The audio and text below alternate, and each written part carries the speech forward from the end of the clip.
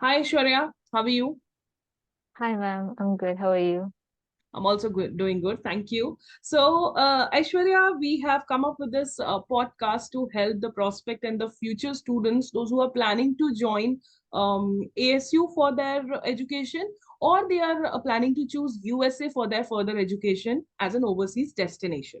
Right. So, as you have been there and you have joined the Arizona State University for the pre-veterinary program in fall 2023, so it's almost a year that you have spent there. So I think you would be the very right person to tell us that how your experience had been, what all preparations a student need to undertake, and how the education difference you spotted once you have joined there, right? So my first question is that in India, the prominent market is there wherein the students are very intent to pursue their higher education in the overseas, right? And almost I believe that I see somewhere 40% of the students are having their interest for US, right?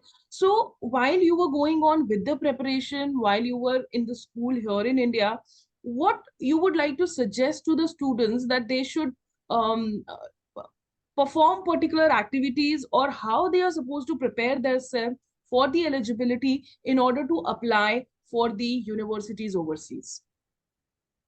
First of all, I would like to say something like the students have to see, like in because one thing that I faced, one problem I faced after coming here was having my high school certificates.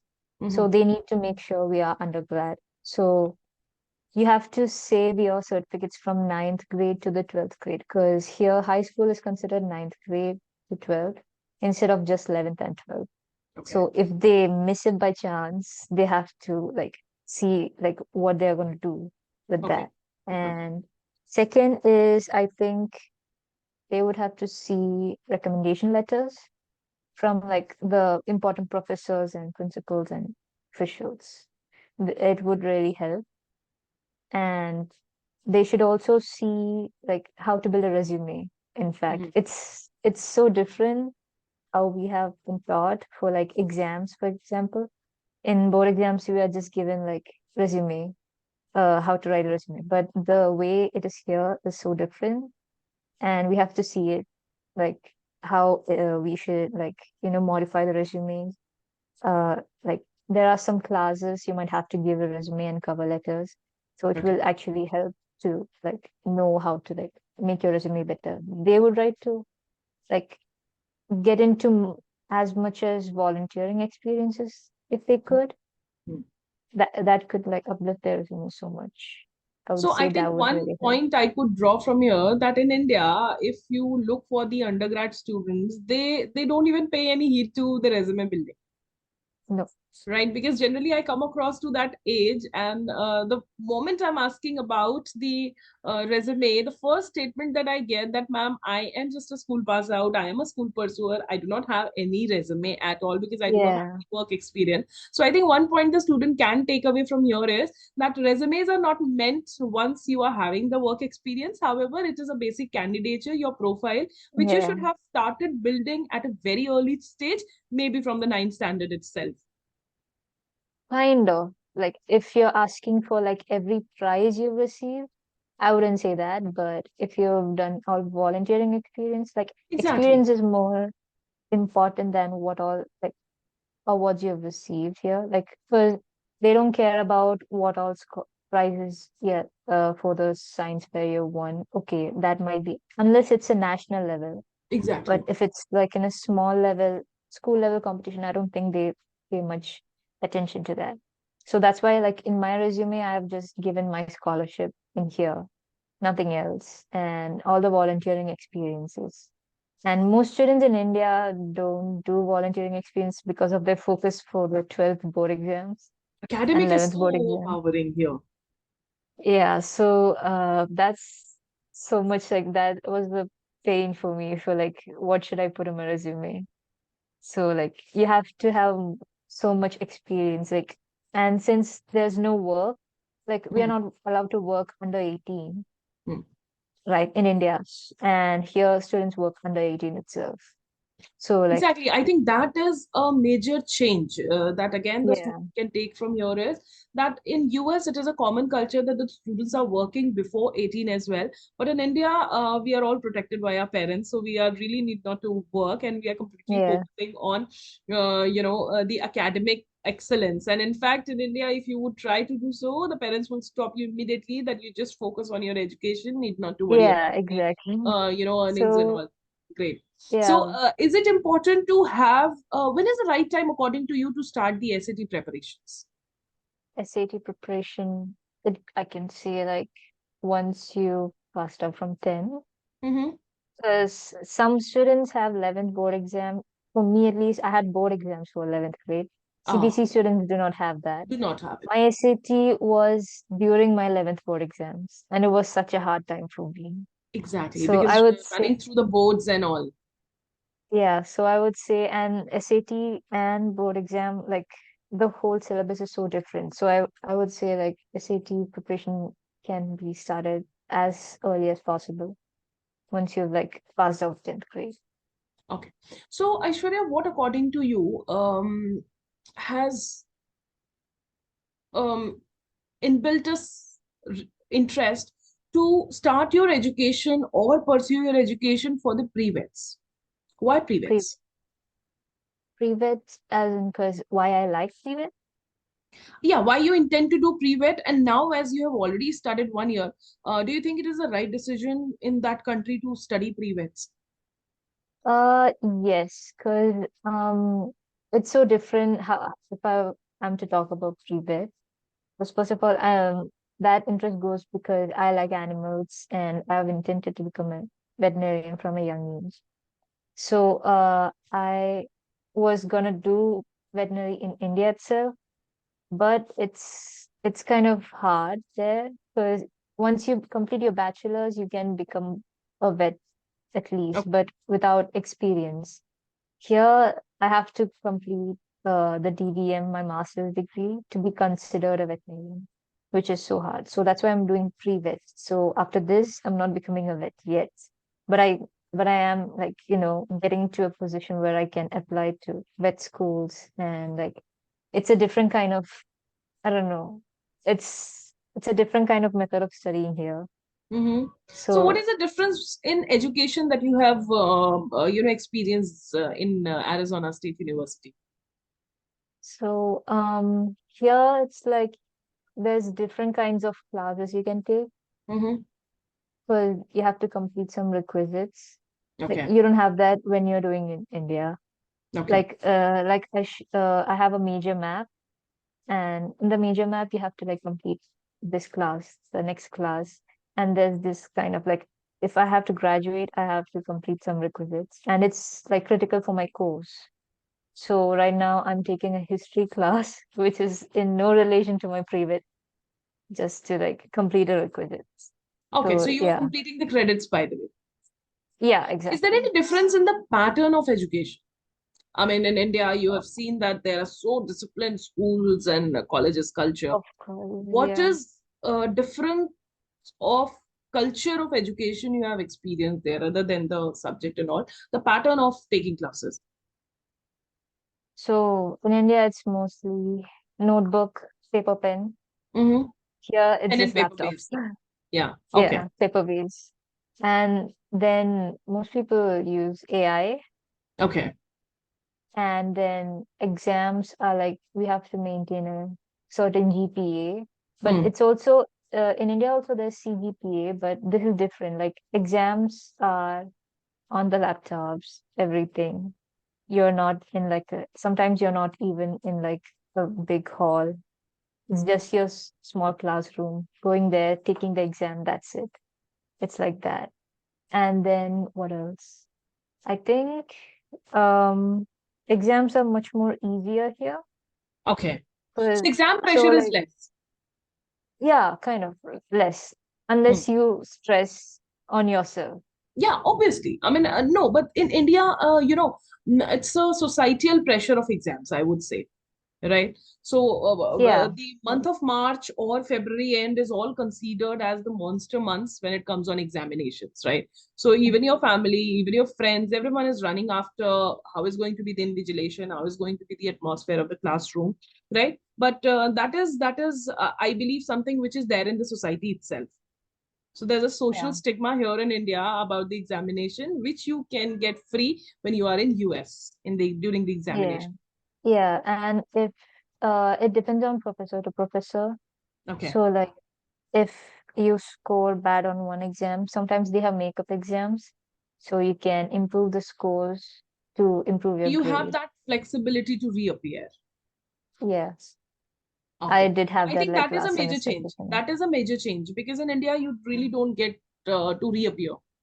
If it is a reappear, it is going to take your entire 1 year. It's going to And cost you. they will drop your lowest score on one exam. Like, Hmm. suppose there's five exams, they will drop your lowest among the five, which will make this on four, Hmm. so that your grades are high. So great. So they are managing the grades also. Okay. Mm. So why did you choose Arizona State University when you were in the transition procedure of your admissions? Because, like, I actually was so confused on what to take, like, which university to take, as in, like, not the course, but because for my course, you just, for like, to appear to a vet school, to apply to a vet school, you just need an animal science course or biology or anything. I chose it because like this university has pre-vets, like I'm actually taking applied biological sciences course, Okay. concentrating on pre-vet. Hmm. So like it will like, you know, help me to apply to a vet school much more because I'm concentrating on pre-vet, Hmm. just not a science course. So like Okay. this university had that and it Okay. was pretty good. So yeah. Okay. So now, once you've spent good 1 year in US, do you think it is a right choice to go to US? Because generally the Indian students are having a lot of, I would say, hearsays or misconception or conceptions about US that there's a lot of, racism, right? There's a cultural shock.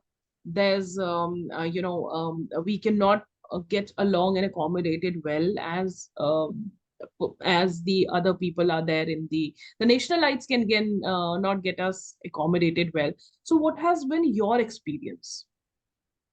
Well, to talk about culture shock, yes, I did. I have a big culture shock when I came here, like maybe homesickness and everything. So like everything here is different than we were used to in India. And it takes some time to like process and be like okay with it. Like food or your habits, everything gets and new friends and everyone. It's such a shock for you. It's not the way you were in India when you consider now. And to talk about racism, I don't think I've much like face racism much Okay. because it's not like that. There might be conservative people, but I don't think like racism comes a big part plays a big part in that. So It is a racism strong is, topic to I would talk. quote it then as a misconception actually.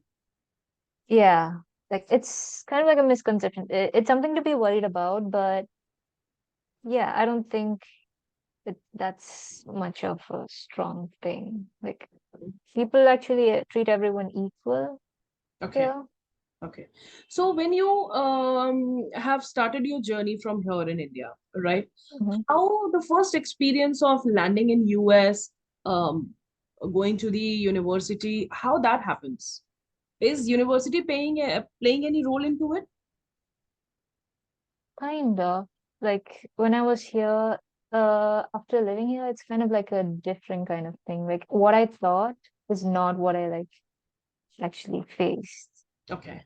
So like whatever I thought like before coming here, oh, this would be like that. No, the exact opposite.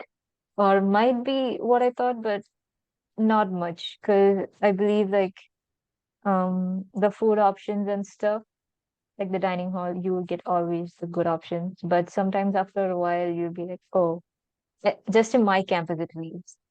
In my campus, there's only one dining hall. So like the food options are pretty bad, but they're trying to improve. and like the reputation is kind of like big, pretty big here for the people. So like they're trying to improve the food and stuff. So yeah, and university did play a role in Mhm. like So do realizing. they pick you up from the airport or you have to reach to the university by yourself? Um, no, you actually don't get to the they don't pick you from the airport. They give you like a lift code. Lyft is like Uber itself, but here. Lift code for like incoming international students. It's $0 charge. If Okay. you're going to the Tempe campus, Hmm. you can like you won't get to it's you can actually go there by the rail itself, metro, Okay. but I would advise like to use the Lyft code because it's valid till like October, Okay. and you can for me it was October, yeah, and till October, and it's barely like few minutes away rather than my place, Hmm. but you can get there by yourself in like using the Lyft code and applying. Okay. So, according to you, let's suppose when you have now, since you've been there for a long time, what is the basic expenditure a student can uh, expect on monthly basis? Monthly basis. It depends on how the student is thinking about spending because Exactly, but the nominal, the average. I go like um maybe 50 to 80. I don't spend much on groceries Hmm. and stuff. If the person is trying to spend much on groceries, it would be almost $50 to $80, or maybe 100 if you want to go max, like $100 per week, month, per month. month. Oh, okay. Yeah, because So first time hundred I came dollar per here, month is yeah, for the miscellaneous. However, you have been getting the accommodation there in the university campus itself. yeah, And university campus charges are accommodation university campus, like accommodation is for me here, it's in Polytechnic, it's 9,000 for the whole year, 9,000. nine thousand This one is dollars. But for Tempe, it's much cheaper okay. For Tempe is less. because yeah, because Tempe like the residential hall is different. Okay. Like everything is different there. It varies on which one you're going to. So on an average for ASU, we can consider from 6 to 10,000. $6 to $10,000. Yeah, So kind yearly. of yeah, Yearly. yeah, Great. yearly. So now at the as we are proceeding towards the end of the session, Aishwarya, how would you like to suggest the forthcoming student, and please throw some light that how it is important to have a right counselor during your procedure. So what I would say is I was not like the first time I came here, I didn't have anything when I moved into my dorms. The thing I did was I went to Walmart and spent almost $200 on buying stuff. When you convert it, it's 16,000 Indian rupees. So literally, it's a lot considering like you Exactly. just bought for yourself. So I would say like just consider what you're buying. If it's not exactly necessary for you, please don't buy. Don't buy. Because you don't actually think when you like you'll be like, oh no, I don't have this, I have to buy. But if it's not important to you, you don't want to spend so much money because you can save it up for later. And And like how is important to have a right counselor during your journey of it's really university? important because Mhm. sometimes you can get like mixed up with the information. Like a right counselor can give you like the right guidance. So for you, as in, my journey was pretty smooth because of your help, thanks to you. And yeah, I think it's really important to have like because you have this misconceptions, of course, but because it can be like I don't know how to say it, like you cannot experience a good thing, when you are taking a new step in your life. Exactly. Very true. Very true. So it is very important to have a right counselor. And I hope that the prospect students are definitely going to get benefited out of this video, because they are going to get a lot of clarity. See, course and program is something that the student gets generally the notice or informations about from the website of the university. But these cultural shocks, the difference of culture, the accommodation, the miscellaneous, these are some pretty information which only a student can provide to the prospects, Yeah. because they have been experiencing that. And thank you so much, Aishwarya, for sparing your valuable time. Now, without taking much of your time, we would like to wish you all the luck and fortune for your future endeavors. Thank you, ma'am. Thank you.